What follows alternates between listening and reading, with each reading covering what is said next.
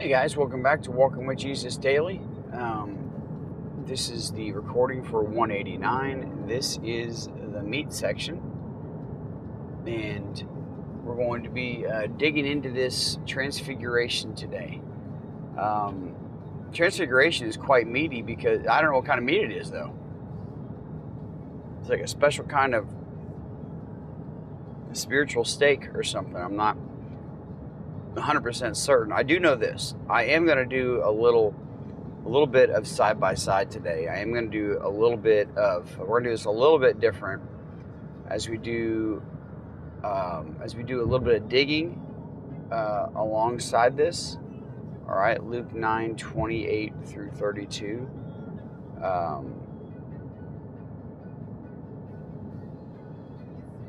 Luke 9. Just opening a couple of these things up because I have some questions as we study this. I would assume that you guys would as well. This word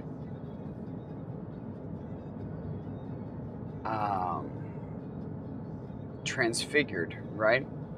In the Amplified, it says the appearance of his face became different, actually transformed, and his clothing became white, flashing with the brilliance of lightning.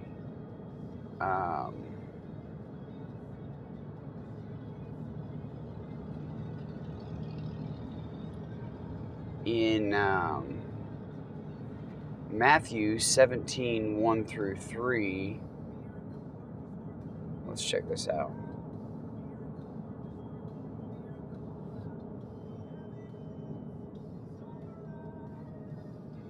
In the Amplified says, his appearance changed dramatically in their presence, and his face shone with heavenly glory, clear and bright like the sun, and his clothing became as white as light. I'm just looking for more descriptive words other than the word transfigured. And then Mark 9:2. Let's see what that is. Because transfigured is not a word that I use on a regular basis. Maybe you guys do, but I don't. Now, in Mark, it actually uses the word transfigured. In the other ones, it did not. It says, and he was transfigured, changed in form before them, and began to shine brightly with divine and regal glory. When I go look up this word in the Greek, this word transfigured, it says, it's all one, he was transfigured, to change to another form, to transform, to transfigure. Christ's appearance was changed and was resplendent with divine brightness on the Mount of Transfiguration. It's interesting to me because it's not a word that we read in other parts of the Bible. This word is not something that we read about in other parts of the Bible. So I'm trying to find, what do we compare this to, and how do we describe what it looks like to be transfigured?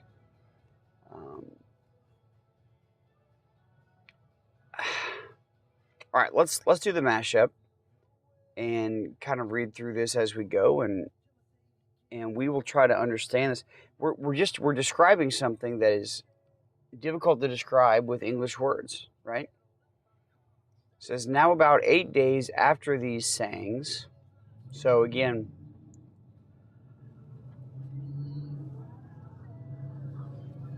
the timeline is not, was it 6 days or was it 8 days? Because this really makes a difference. Well, the Transfiguration took place on the same day, regardless.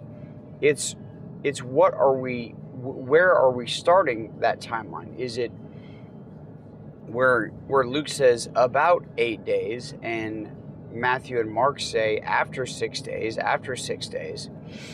So these all might be different starting spots on purpose. Remember, Matthew and Mark were talking about more eyewitness accounts, and Luke, we're talking about interviewing and getting eyewitness accounts. So it all depends on the person who's telling the story. Either way, it says that he took with him, after he spoke all these things, after he said, I'm the Christ, the Son of the living God, right? This is true. And after he's told Peter to get behind him, and after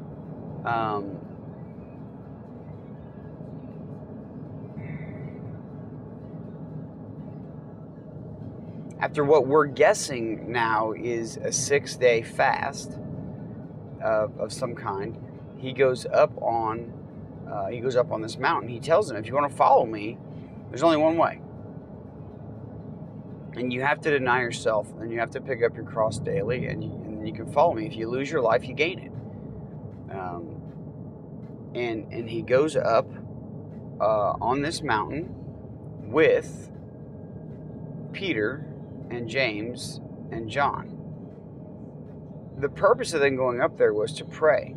Now, this makes me wonder about all the other times Jesus went up on a mountain to pray by himself.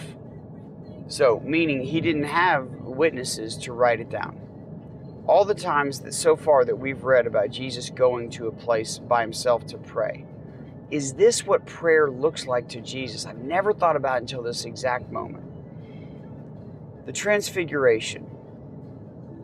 We have it written down because Jesus took eyewitness accounts. Was this normal prayer for Jesus? I don't know. Like, is this how Jesus prayed? Is this the closeness that Jesus got with God every time he went to pray? How cool would that be? All right, I'll let my imagination come back to normal life here for a second. So I believe that they're fasted, but it doesn't say that, okay? We do know that Jesus went with Peter, James, and John up a high mountain by themselves, and the focus was to pray. Now we say, why did he take Peter, James, and John? They were obviously his favorites. Maybe. The idea hit me yesterday that what if it was the opposite? What if Peter, James, and John were three that were weak and needed to be strengthened at this time? And that's why he took them. What if he knew they were going to be under greater scrutiny, so they needed to be near him and see him because their faith was going to be tested the most? I don't know. But I know Jesus did a lot of things with Peter, James, and John. And there was a purpose behind that, and we don't really read about it. But it is interesting to read. We know that Peter was special to him. There are some scholars that believe that James and John were cousins. I don't know. Either way, here they are, up a high mountain.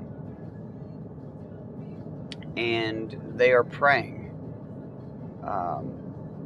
Let me check this real quick.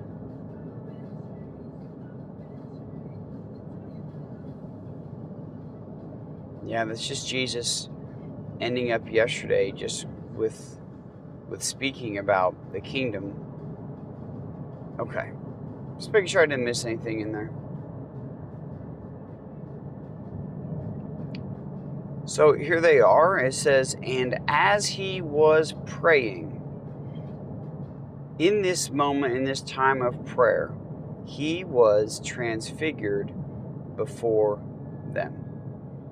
He changed. The physical appearance of Jesus changed before them. Now, I don't know what that looks like. I've seen people's faces change, right? You can see if someone is instantly hurt or instantly surprised or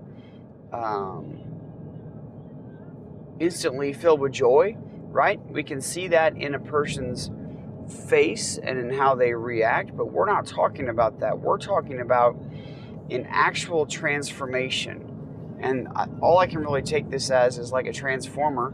That's That's the word that I use when I use the word trans. Like a transformation where a person has gone from maybe heavily overweight to lost a lot of weight, or maybe they've been transformed with plastic surgery, or they've been transformed with whatever it might be. Either way, regardless, this is different. This is transfigured. This is a different word. I don't know. I can look it up real quick because, I mean, I can do whatever I want, I guess.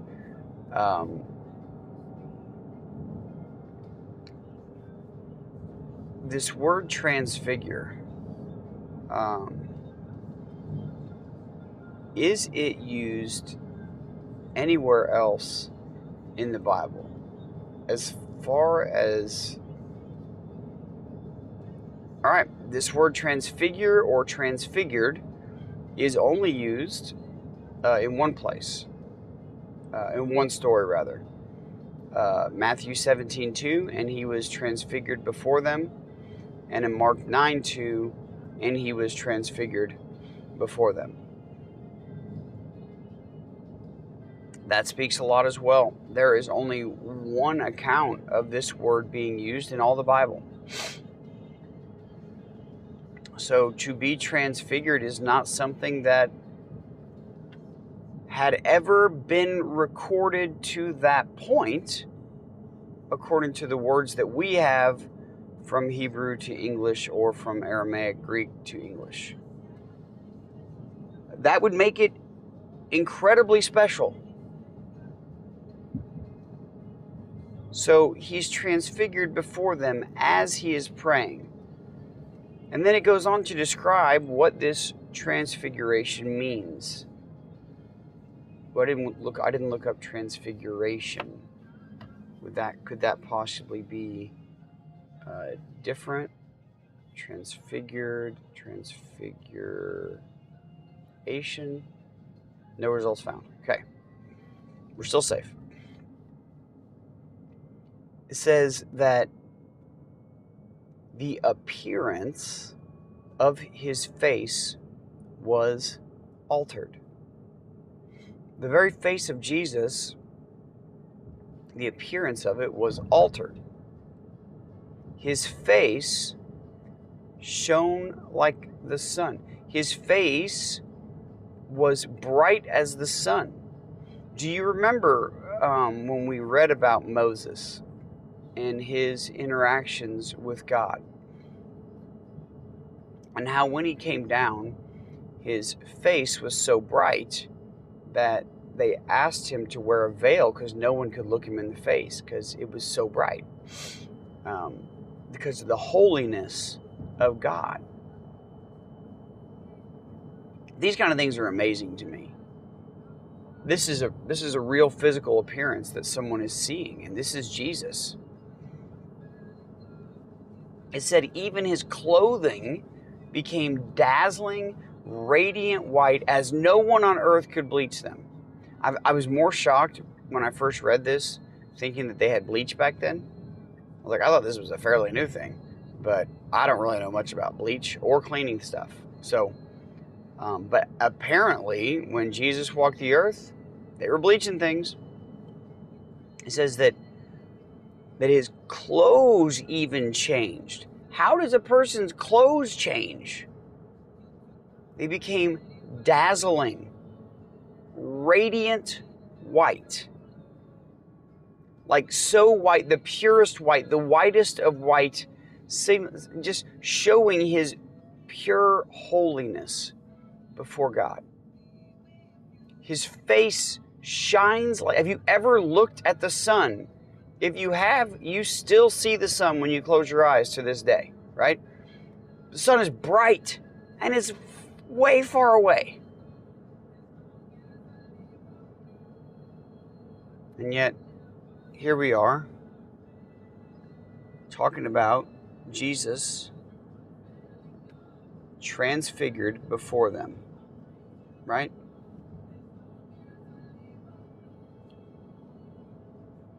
His face as bright as the sun, his clothes dazzling, radiant white. How does a person change like this in the middle of a prayer? It says, and there's more, behold, two men were talking with him.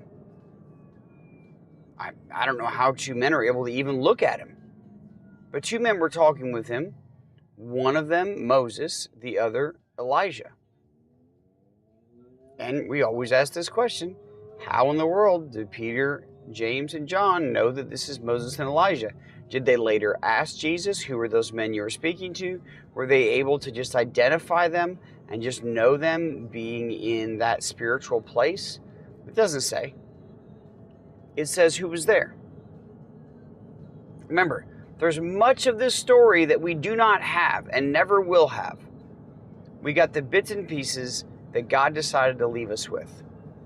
Not so that we could have all knowledge and all understanding of him, but it's so that we can know that Jesus is Lord, the Christ, the Son of the living God. There's so much in this story that we're going to find out about Jesus being holy and God. So just take what we have and just let it fill up your faith bank. Moses and Elijah are talking to Jesus. Now, why these two? Why Moses and Elijah? Well, Jesus is to be the new Moses, the true Moses, and Elijah, right? So think about the things that were done.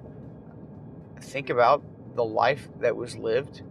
Think about how highly esteemed these two men were in Jewish culture.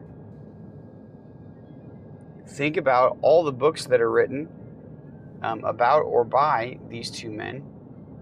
There's a lot more that we can go into. But if we just think about it from that standpoint, there's already a ton there. The similarities between Jesus and Moses are ridiculous. We can go into that for a whole study all by itself, but I won't. But just think about the similarities. And if you don't know who Moses is and you don't know who Elijah is, go look him up. You will have something to do for the rest of your week. So, Moses and Elijah there. Jesus is transfigured. He's shining as bright as the sun. His clothes are bleached white. And it says, who appeared in glory and spoke of his departure, which he was about to accomplish at Jerusalem. Now, didn't just 6 or 8 days ago, Jesus just warn his disciples and give them the heads up that this is what's coming? I have to go to Jerusalem. I have to suffer. I'm going to be rejected by the elders, the chief priests, and the scribes. They will kill me, but after 3 days, I will rise from the grave. So, Jesus just told them about this. A week later, he is talking with Moses and Elijah through prayer, transfigured on a mountain, shining bright as light. And they're talking about this very thing. And it says, which he was about to accomplish at Jerusalem. I just want to know what that conversation was about. You know, was it like, yeah, everything's set up in place, Jesus, we went ahead and went and looked at it, or we can't wait to have you home, Jesus, we miss you in heaven, it's just not the same up here without you. Your dad just talks about you all the time. I don't know. Again, our imaginations can run wild with this. Doesn't mean that it's true, doesn't mean that it's false. But isn't it fun to think about? Like, of all the things you can think about today, can't you just sit in this story the rest of the day and just think about all the things that we don't have recorded on purpose? It says, now Peter and those who were with him were heavy with sleep. probably heavy with sleep, maybe because they haven't eaten. Maybe because they were up on this mountain praying. I've said this before, and I'll continue to say it. Prayer is like my peace place. It is very, very difficult for me to stay awake in prayer unless I am in a different kind of fervent prayer. Just being that close to God, perhaps I'm in such a stressed state I don't even realize it, and it just relaxes me to the point where I'm just out. It says this, though, and maybe they were put in a heavy sleep. Maybe they were just put in a heavy sleep. The garden is coming up as well. It says, but when they became fully awake. It also doesn't say what time this is taking place. Okay? This could have been after 12 hours of prayer, 24 hours of prayer. Could be the middle of the night. We really don't know. The more we dig into this story, the less we really actually know. But it is something that took place. All right. And it says, when they became fully awake, they saw his glory and the two men who stood with Jesus. So what is our spiritual takeaway from this? Jesus is more powerful and more awe-inspiring than what our imaginations can think of. The way that he's described by his disciples, we take the extraordinary and we can only fit it in like our most ordinary of boxes. And then since we can't understand it, we kind of dismiss the story. Like Jesus walking on water. We're like, yeah, sure. I believe he did it. I can't wrap my brain around it. So I'm just going to put it in, that's just a normal Jesus thing box. It's not a normal human thing. It's not normal to shine like the sun. It's not normal to be transfigured or for your clothes to start glowing. And there's a whole lot more to this story to come. I'm going to try to stop here, but what are the spiritual implications that Jesus prayed, that maybe more of his prayers looked like this, that our prayers should be one of full submission, that we should fast and we should pray, and who knows what God will put before us depending on our level of faith. But we don't do it so we can get something out of it. Like, what if we just went to God and prayed because we missed him, because we love him, because we want to be near him, because there's no better place on earth than to be with him in prayer? And if that's true, why do we put prayer so far behind and down on the list of things that we could do, can do, will do? Why are Moses and Elijah there? Why are Jesus and Moses and Elijah talking about his departure and what's going to happen in Jerusalem? Why did he take Peter, James, and John? A lot more questions here than answers. That's the beauty of how God wrote the Bible. He says, I'm going to give you information. It's going to seem difficult to understand. And I'm going to ask you to believe it without having all the answers as to why, how, when, where, what. Instead, I'm just going to give you the opportunity to believe what I say, to trust in me, and to live like you were there, like it was true and you were there. We're never meant to understand God fully. We're meant to trust him and to obey him. If any of you have ever had little children or have ever been around little children, and you look at the complexities of your life right now as an adult, in order for that child to feel loved by you, would you expect them to understand all of the little nuances and all the details of your life, for them to have full wisdom of you and how you live and all? Would you expect them to have that? Would you even try to imagine trying to explain that to a toddler? What would you want? You would want that toddler to never feel alone, to always feel loved, to take away their fear, right? You would just want that toddler to know that you're there with them, to trust you. We're a bunch of toddlers, guys, if we're lucky to even have gotten that far. If you want to grow in your knowledge of the Lord,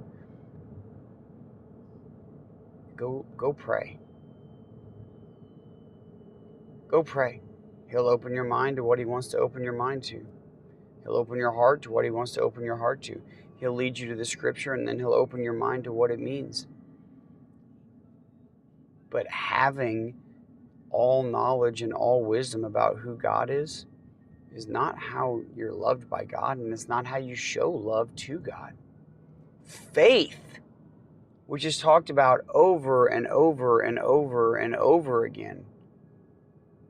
God loves our faith. He loves our lack of understanding, but our joy in believing that he's God, and that's enough. Jireh, right? Okay, I could ramble on forever. I'm going to stop now. There's so much more here, but that's okay. I love you guys, and I'll see you tomorrow.